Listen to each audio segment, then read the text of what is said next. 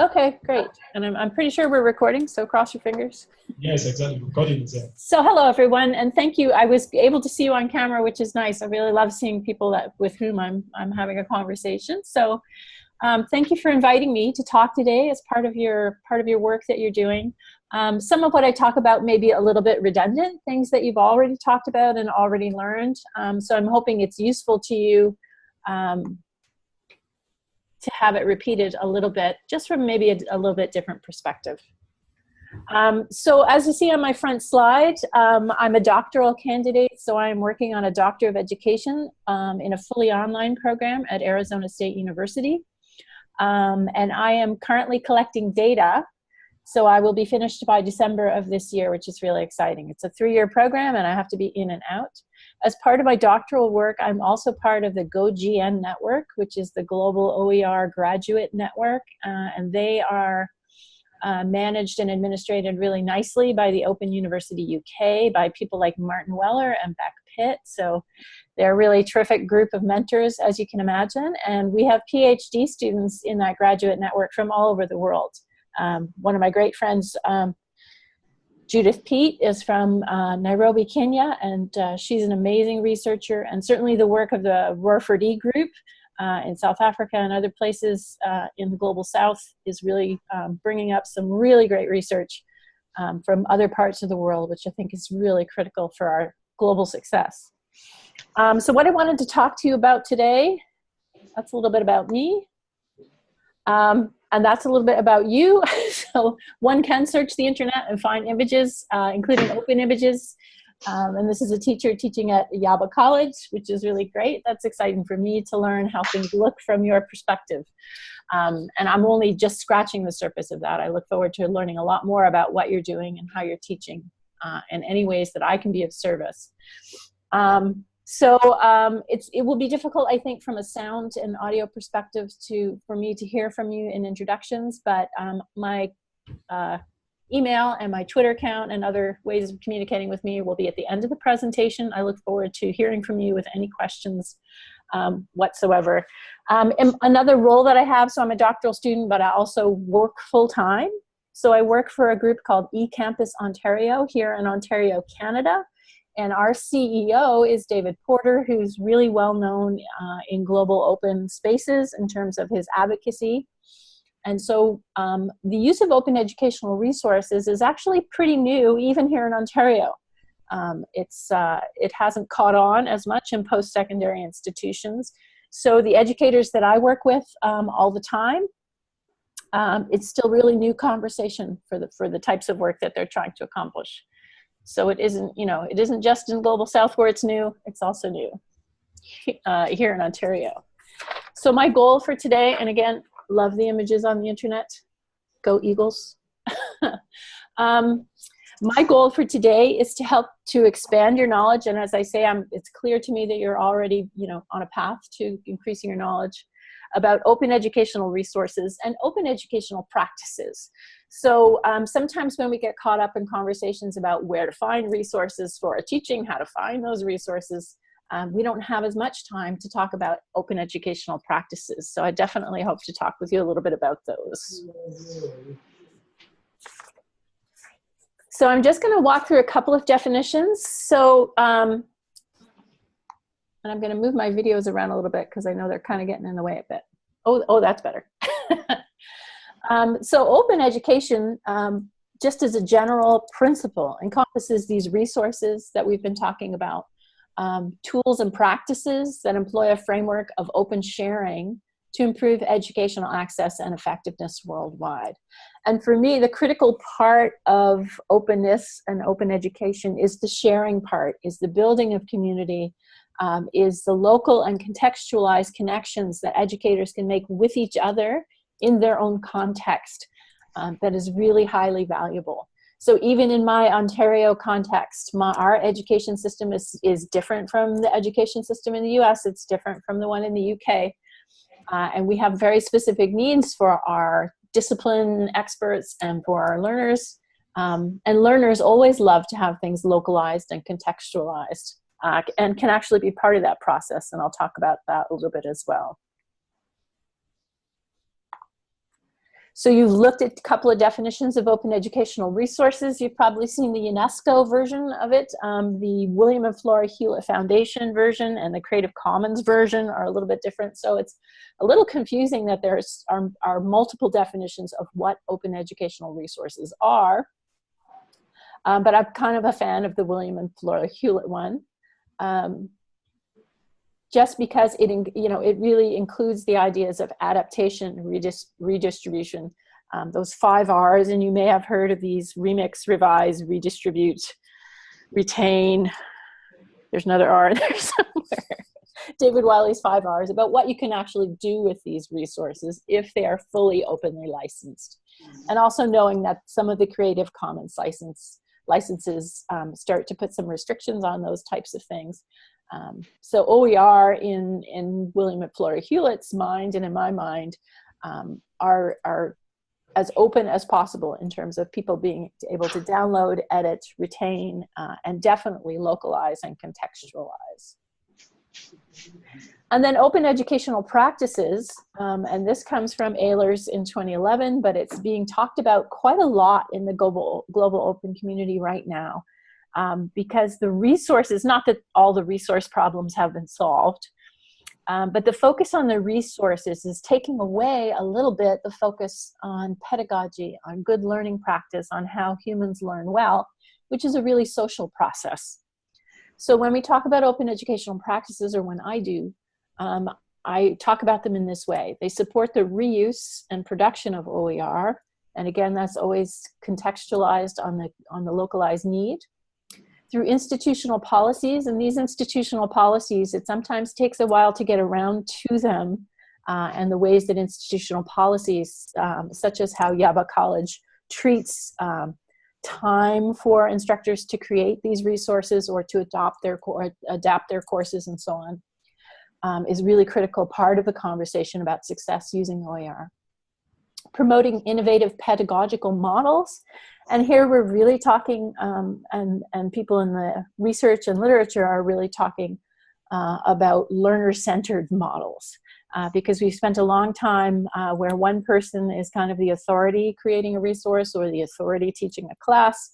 And what we're hoping to shift to, and it's the third part of this, is to empower learners as co-producers. So learners come to us and we sometimes think that they don't know anything at all about the topic we're trying to teach them, when in fact they really have a lot of prior knowledge and a lot of ways of connecting what they already know to something that maybe is a little bit more new to them. And then the lifelong learning paths is also a critical part of this. Students are only with us in a formal sense, where they're paying tuition as part of secondary or post-secondary education, or if it's public. They're only with us for a fairly short time, and what we hope to do with open educational practices is really model a way that they can be successful lifelong learners by being critical thinkers, by being good curators. When they look at a piece of content on the internet, how do they know it's good quality? So those kinds of things that we want to help empower them with. So that's a lot of things wrapped up in open educational practice. But it's one of my favorite parts of the conversation around being open educators, generally speaking. So talking about some of the benefits of OER, hopefully this has been part of your conversation. What can happen is that we talk about the challenges of OER more than we talk about the benefits.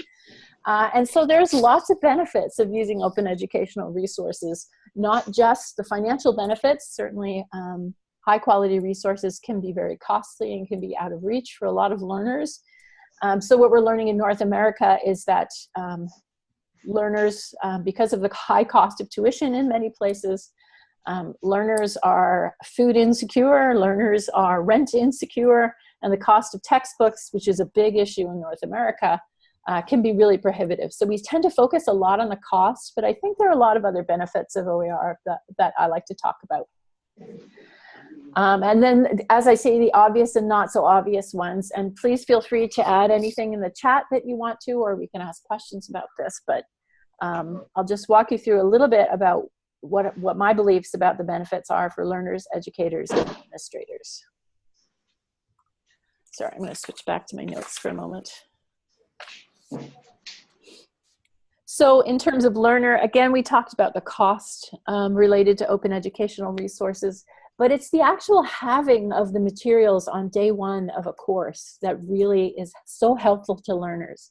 Having them on day one, especially in blended and fully online technology-oriented spaces, really empowers them for success in terms of doing well in the course. If they have to find a textbook or find a copy of a textbook, or they're using very outdated textbook, they're definitely not going to be as successful as they would be if they had those materials on day one. And things tend to be digital in OER, but they can also be analog. We can also print things. We can print out worksheets. We can print out small chapters. You know, there's lots of ways to use OER that are not digital. And also thinking through some of the challenges of internet access, some of the challenges of mobile-first strategies. As an educator, one of my focuses is to ensure that I have materials in a variety of formats, including audio formats, if that's useful to students, transcripts, if they can just read instead of watching a video. So multiple formats of files is also a real benefit for learners in terms of how they get access to those. The benefits for educators, again, is this idea of open practice, where educators are collaborating and working together and sharing, and trying to ensure that they're not doing the same redundant work over and over again. So for example, if you have a collective of accounting educators from all over Nigeria, you can get a lot more done. you can ask each other and you can compare what's one doing, what's another doing. If you're creating open educational resources, it's a waste of time for you all to be creating the same course and the same materials. If you can get together in a community way and communicate with each other, that sharing and collaboration actually reduces your workload and starts to create a community of trust. I trust that my friend at my other college knows how to create resources, and so I'll focus on this, they'll focus on that, and then everyone benefits. So that's really a strong part of the benefit for educators. Another strong part for educators is if you begin to view your students, your learners, as co-creators of knowledge, as people who come to you already knowing things, and with great capability to learn the things you're trying to teach them quickly. They can actually reduce some of your workload. You can ask them to find resources to share with one another. You can ask them to teach one another peer-to-peer. And that reduces your workload a bit and actually helps them to feel empowered. If they're working on projects, problem solving, assessments that are aligned with what they might see in the real world in their careers, these are all kinds of ways that they can help each other and help themselves to learn. So that's a good part of OER. For administrators, and again, this differs in different regions of the world, of course, but for administrators here in Canada, the idea that students can use OER and that their instructors are using OER instead of very expensive publisher resources is one way for administrators to ensure that they're meeting their goals. Often their mission and vision is greater access for learners, diversity of learners, inclusion of learners from all parts of the world or from all parts of the province. And that happens really nicely with OER in a way that's harder to with expensive publisher resources. Tuition, we have a tuition-based system here in Canada, so tuition for our post-secondary learners is high enough, probably, without the addition, in some cases, the doubling of the cost of education because of the cost of textbooks. So those are just some of the benefits for different types of stakeholders. And of course, the community is a stakeholder in post-secondary education as well. So the more, it's a great economic benefit for learners to go as far as they can in post-secondary learning. And if the costs are reduced, if their empowerment is increased, they're definitely going to go farther faster. And that's an economic benefit and a social benefit for everyone in the community. And so we do, of course, talk about some of the barriers to using OER. And these are really common barriers. So you're identifying them and you're frustrated and you're walking through them. But so are educators all over the world. They're really similar barriers for kind of everyone involved in trying to use OER. And you can be part of reducing those barriers. You have great capacity in your own skills, in your own ways, in your own regions for reducing some of these barriers. And so awareness is one of the first barriers. It's surprising to me, it's always surprising to me, and it happens a lot, that someone has never heard of open educational resources and hasn't heard it defined in this kind of formal way that we define open educational resources.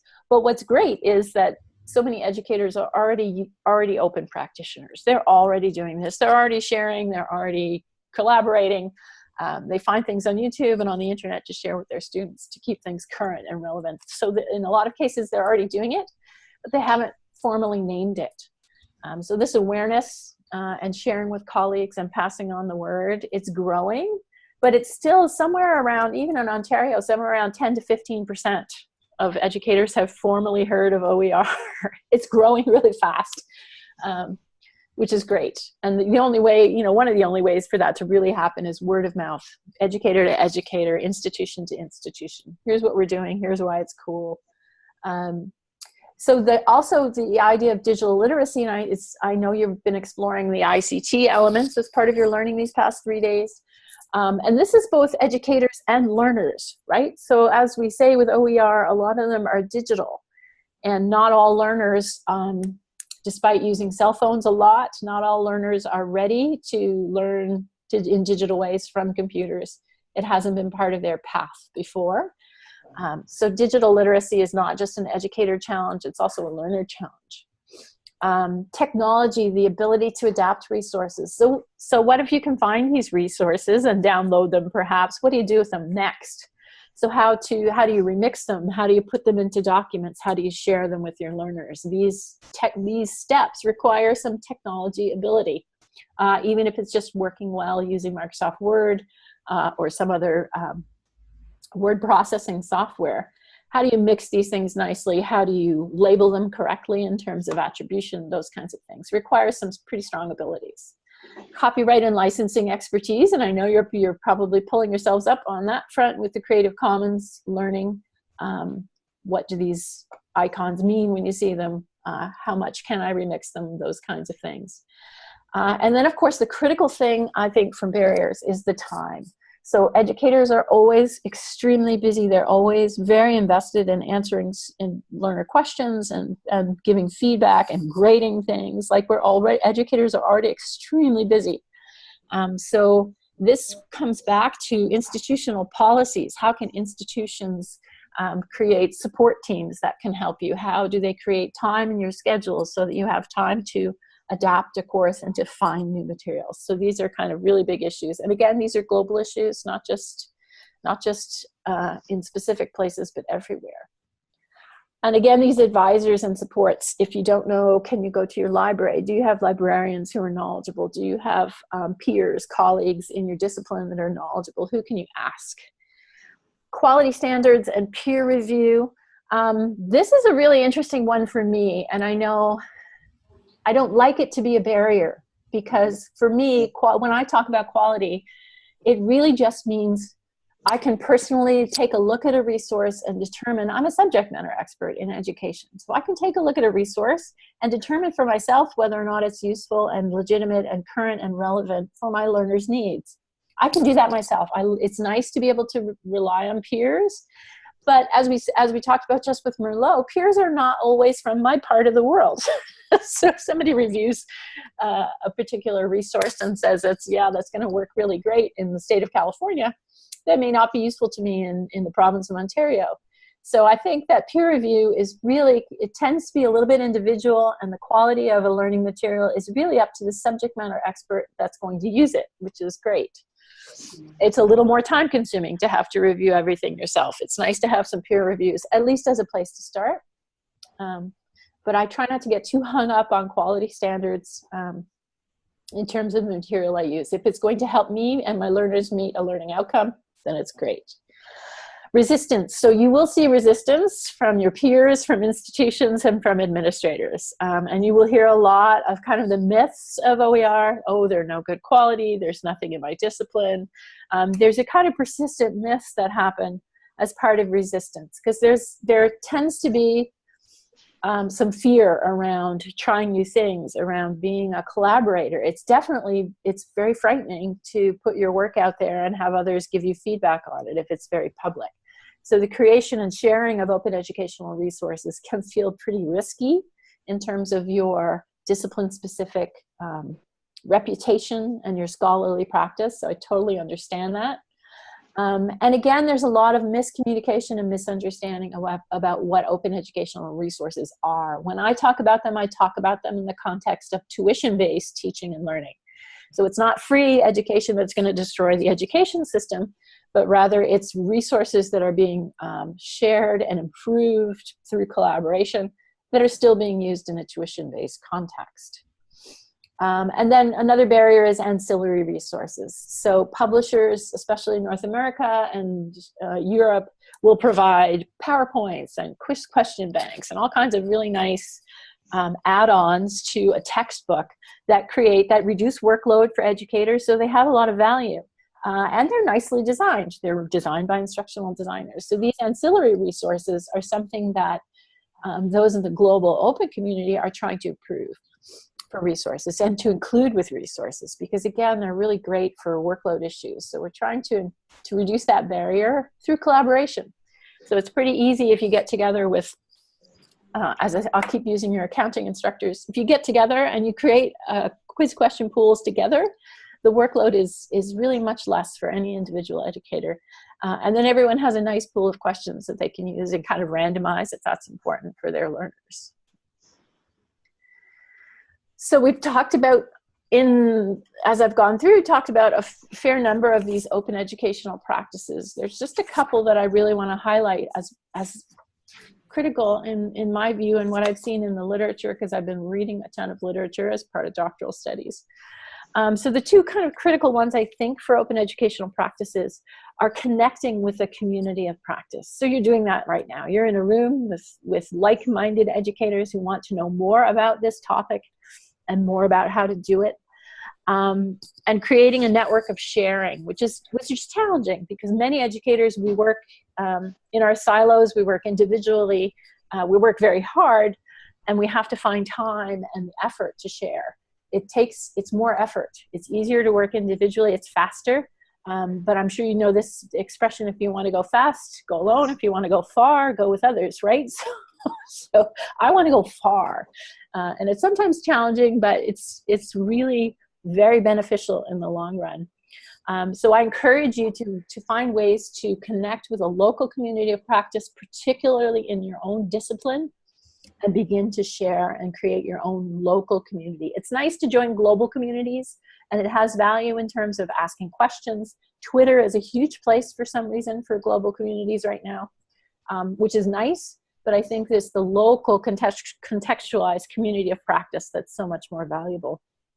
And then the other thing that I think is super critical in open educational practices is empowering learners to find resources themselves and just share them with others. If we as educators continue to find all the resources and tell them this is the best, that just generates repeated bias. I have a lot of bias about what I think are really good materials, and I'm always surprised and I'm always delighted in the way that learners teach me what good materials are for them.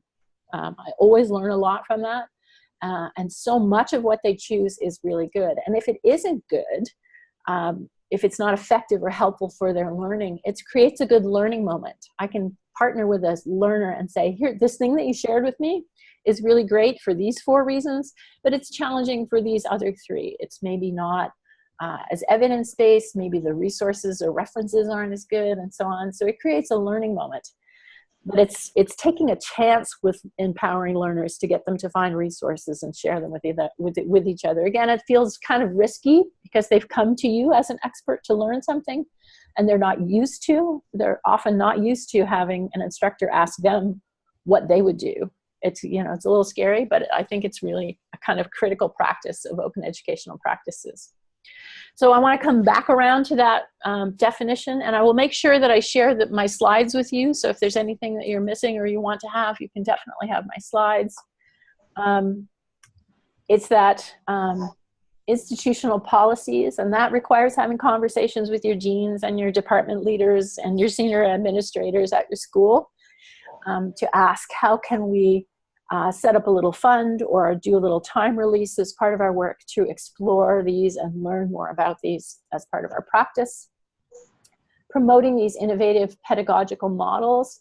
And one of them that you can look up is called the reusable assignment, or I like to call them sustainable assignments. So if you're working in one term with a group of learners, you can assign them something that the next group of learners can build on.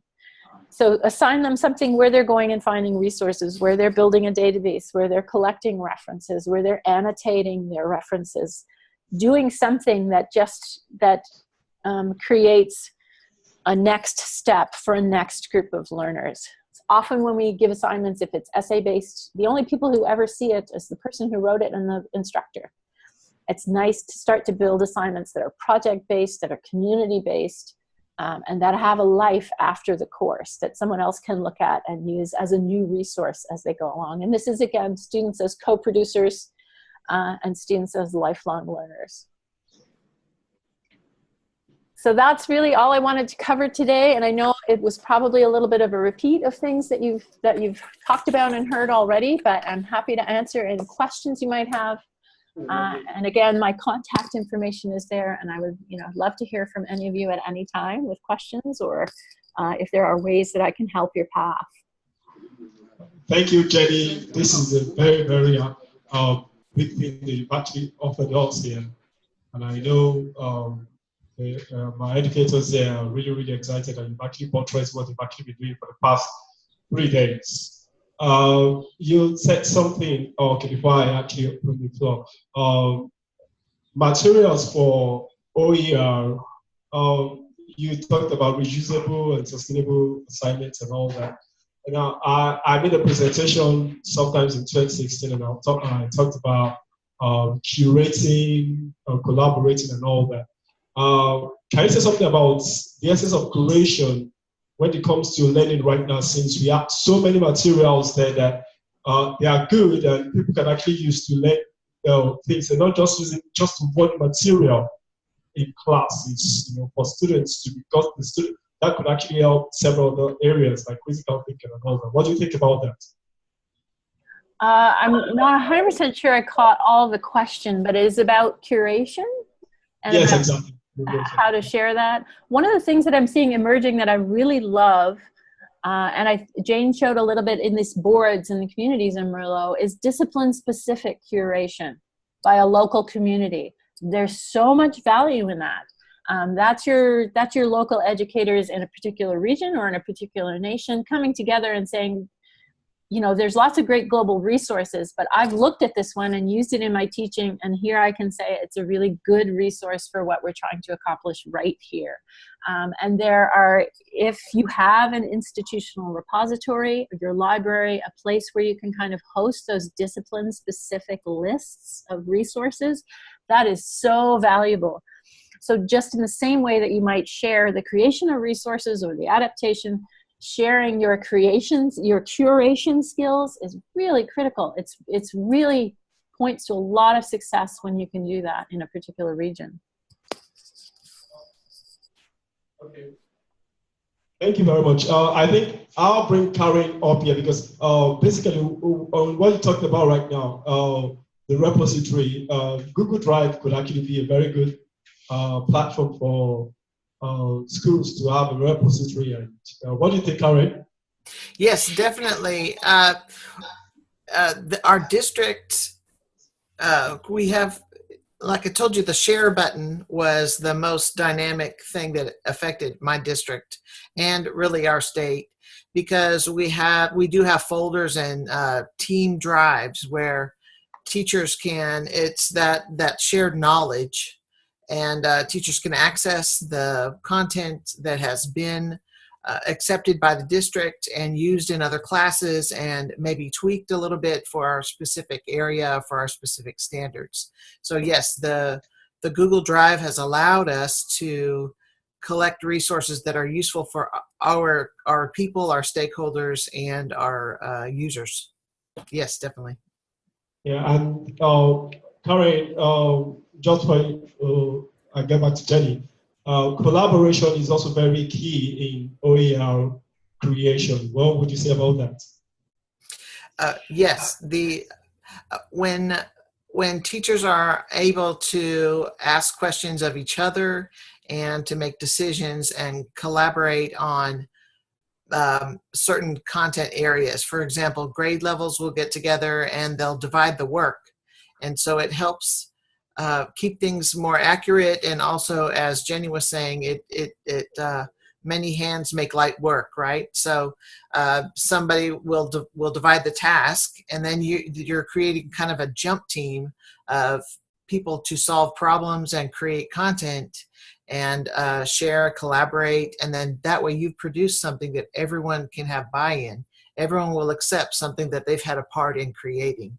So it also empowers educators, as well as when you do the same thing on the student level, you're empowering students to collaborate and create things they can really be proud of. Quickly, the ability of educators to collaborate on a Google Drive, for instance. Can you share one or two perspectives about that? You want specific instances of when? As in collaborating through Google Drive, for instance, for educators to be able to kind of like work together, share resources, and like edit file on Google Docs or Google Excel, spreadsheets, and all that. Oh, absolutely. We have summer training that's coming up for our district. And there's a group of 15 people in our department, our curriculum and technology. Everyone gets together and decides what kind of training we're going to do. So we have one document where each content area, the math people will get together and design what part of the presentation will be the math.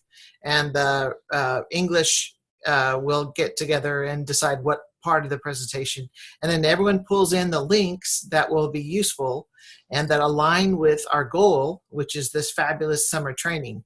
So we are collaborating on the same document, 15 people. And so by the end of the day, we have a really good framework for instructing our teachers. So that's how it would work. You may be face-to-face with someone, but working on a project that has started a week before or finishing up various levels of projects. So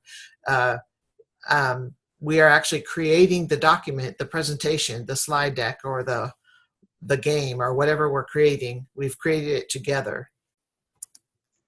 Thank you very much, Lauren, for that. Okay, Jenny, you want to say something? Yeah, I just want to add that I love Google Docs. I'm the biggest fan of Google Docs. Google Docs saves my life every day, all day. It really is so easy to use. It's easy to use for people who don't have a Google account. If you can invite others to be editors, if you share the link and anyone with the link can edit, anyone in the world with that link can just jump right in and begin to edit. It's such a powerful tool for collaboration. It does require some organization, so you have to kind of think through your file folders and how you're doing it. But it's really the best tool that I have used for collaboration, and an extremely open tool for collaboration. As I say, we're building this whole course by collaborating in Google Docs, and also the export options for Google Docs are really quite nice. So we can create a PDF right from the Google Doc that we're using. It doesn't have to go into learning management system. So yeah, I'm a huge fan, really love Google Docs a lot, and I highly recommend it. As well as Microsoft, you can download something as a Word document now. So it's dovetailing really nicely with the resources that are out there. Okay, so thank you very much. So let me ask my participant. I know they are putting questions, and we will take one or two questions. Question time. Okay, who has a comment to make? Absolutely. So that what Jenny has actually talked so far.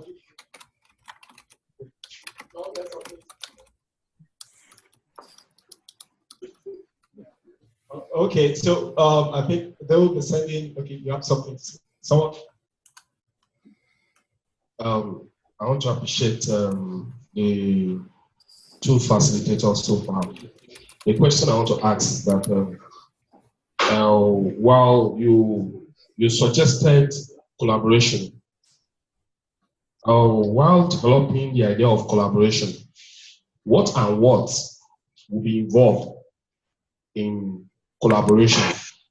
Take for instance, perhaps a department has intention of developing some materials. Does it need the blessings of the administrators of the school for the go ahead, or can individual just start it, or group? You know, of course, it's open license, but we are coming here together as a group, an organization. So to have a soft landing, which process do you think will really help open access in this regard? Is it by starting as an individual group, being championed by the school, or what have you? I think it's a good question, and it's a question that gets talked about in the literature a lot right now. So which approach is more effective? The top-down approach, where you already have buy-in from senior administrators, or the grassroots approach, where you just do it, right? So my world, I take the grassroots approach every time. I just do it. I connect with other educators in my region. I connect with other educators at my school, and just do things, because it's time consuming to go the path of getting permission and find, you know, it is important that people are adequately compensated for the work that they're doing, right? So that sometimes requires the top down, the administrators to be involved. But if you really need to get things done quickly and you know there's a partner that you can collaborate with, I highly recommend going ahead, because what happens, even here in Ontario, is that I'm sorry, I didn't realize my video wasn't on. They couldn't see that I was a real person. Well, I was showing my screen, you know, you couldn't see me then.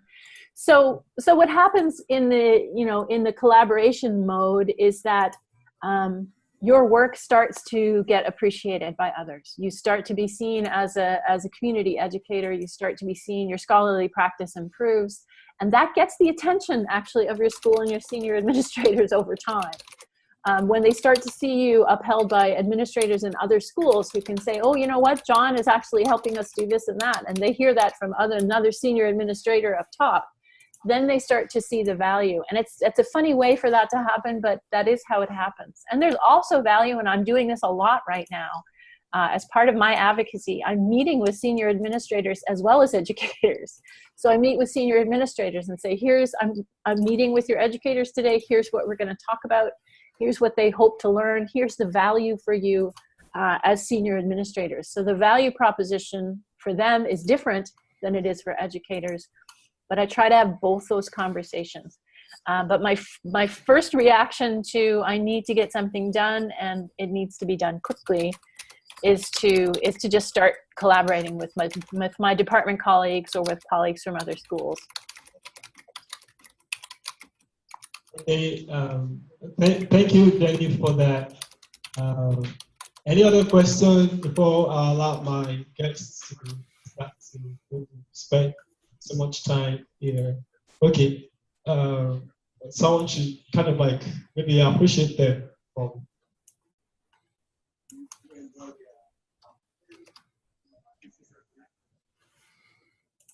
I so much enjoy the very inspiring empowerment opportunity. I've said it before, I'm just like Alice in the Wonderland. And I pray I pray to gain more experience. I have tutors among our people here, in-house tutors, that I will still consult with them, and they will still continue to put me through. God willing. God bless you. And I think after this class, we're going to have the participants regroup online separately, and we'll share with facilitators, and we have them, and we have a whole lot of facilitators around that could actually work along with us. And I think the group will expand, because this is just part of some select number of people. So now they'll go ahead and cascade and discuss about OER, Creative Commons, and open licensing with other colleagues. And I know then possibly very soon we're going to share links. Okay, we already have a Google Groups, and I'll share the links with you so they can actually pop up with their questions. And I know Jenny and Karen will always be available to give us a touch on it. So Jenny, Karen, okay, Jenny's not here, so Jenny's going to, I will really appreciate you guys for taking your long time to actually be with us here. We really appreciate you. So everyone is really appreciative of this offer. So we'll continue. So we'll see you very soon some other time. Yes. Yes. That sounds lovely. All right. Thank you.